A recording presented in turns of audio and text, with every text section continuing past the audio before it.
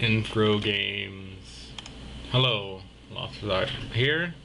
Welcome to my next Let's Play series, a game called Alone in the Dark.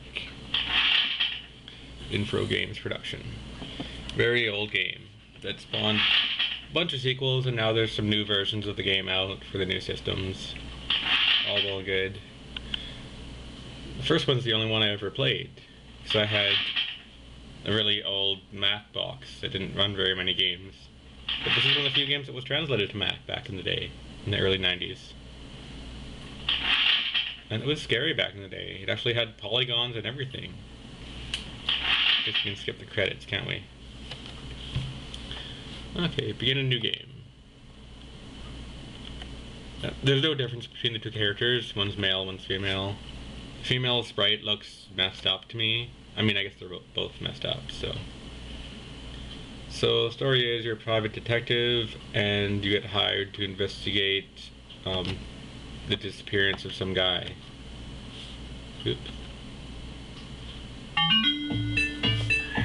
Ooh, fancy graphics on the intro screen. That's always fun.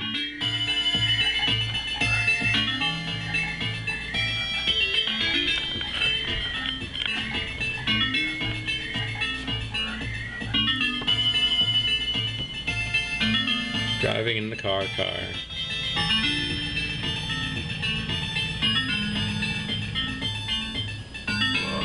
That frog's creepy, I don't know why.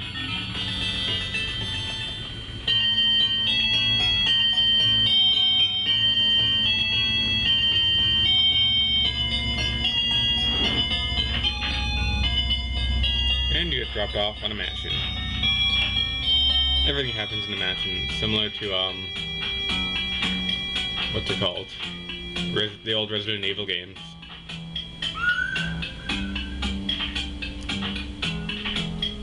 The intro's kind of neat. You gotta... Oh, you see the hands in the window? Yeah, you get to watch me, the character walk all the way up through the house.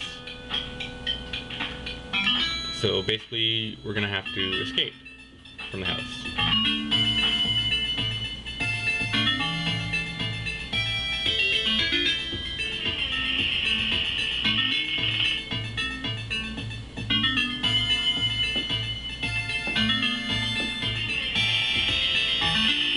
The echoey footsteps and the creaky doors and everything. Oh yeah, also it says in the booklet or in somewhere that you think there might be a clue in the attic, so that's why you start in the attic. Because we're looking for clues.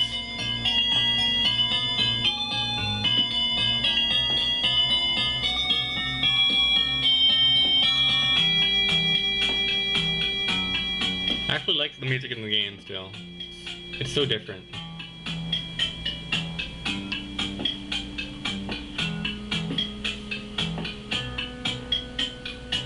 Okay, maybe I should have skipped this intro. It's kind of long, but that's okay.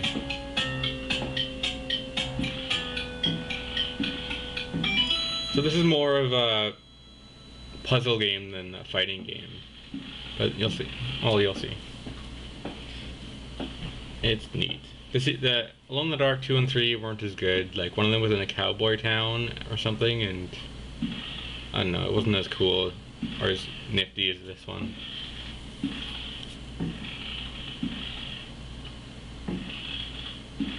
I don't know, because of the graphics, it's not as scary as it would be back in the day, but still a fun game.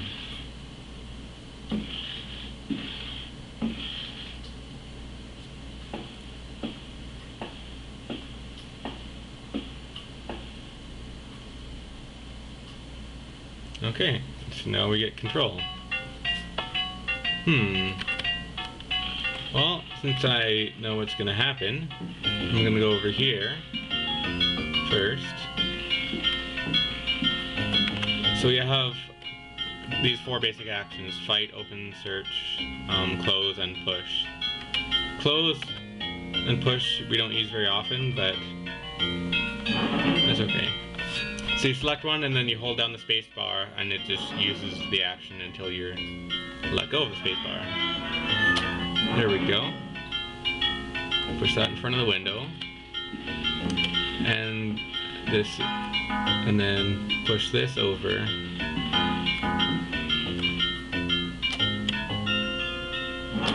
Uh-oh, I don't want to push it to too much of an angle. Push that over the trapdoor.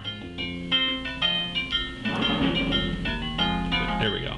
Because it's like kind of like a timed event. A certain amount of time passes after you start the game, and something busts through the window and attacks you, and something busts through that thing. And it being the beginning of the game, if you don't really know how to fight, it's easy to die. Oh, here we go. There it is.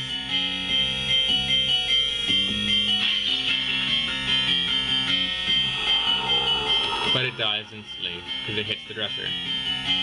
That was its dying sound if you couldn't tell.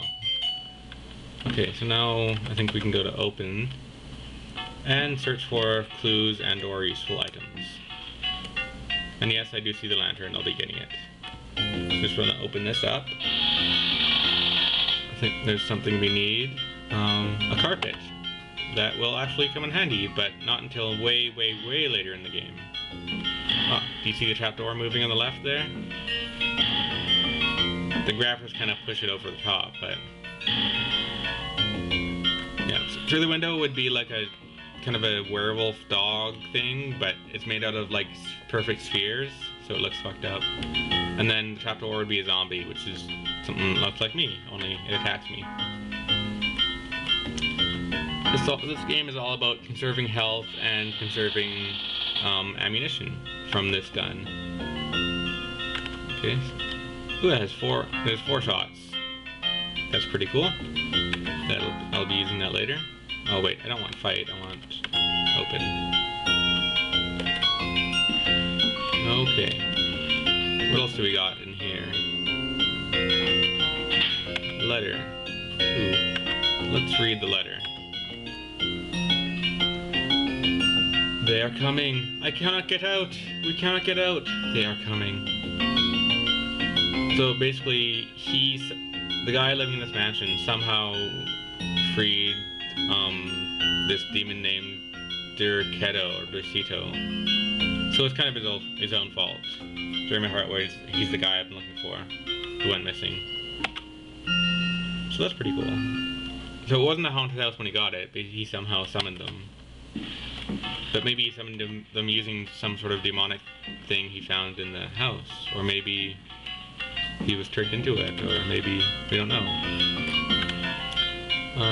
But yeah, let's throw that away. We don't need it. There we go.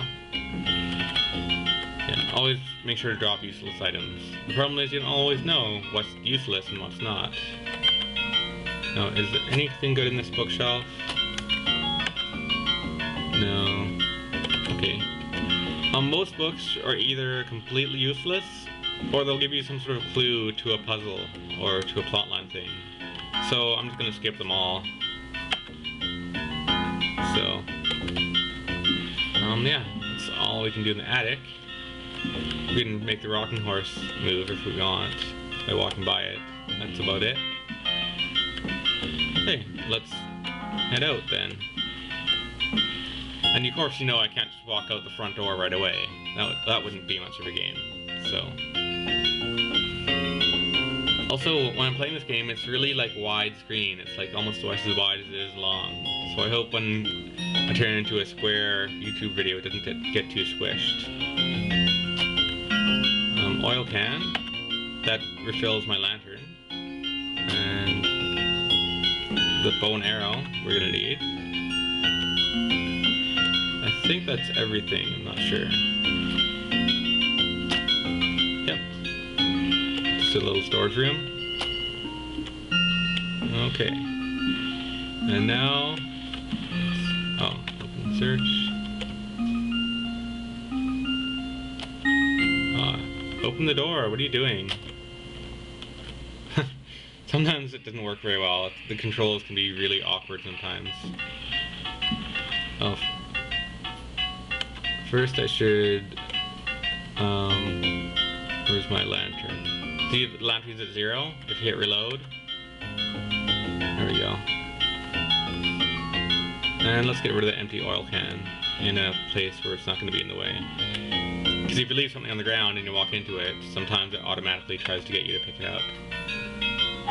And sometimes his throwing is really bad. Like if you're standing against a wall, the throw just doesn't work. Alright, that looks like all the time I have for this episode. Next we're going to try to solve this hallway. See ya.